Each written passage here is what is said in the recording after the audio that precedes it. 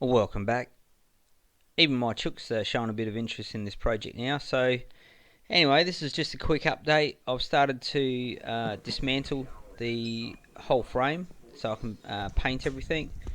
So just starting off, took the bodywork off, started to strip out the gearbox and the chain drive and so on.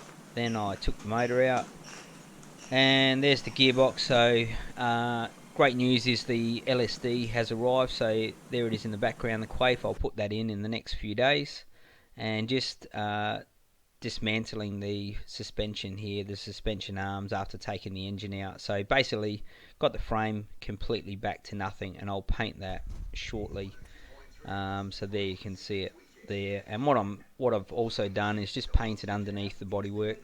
I know it's nothing major, you won't even see it, but just want to make sure it's just painted red. So I just put a couple of coats. I didn't really prepare underneath the body that well. I just don't want it to rust, and I do want it to look right. So just giving it a quick couple of coats.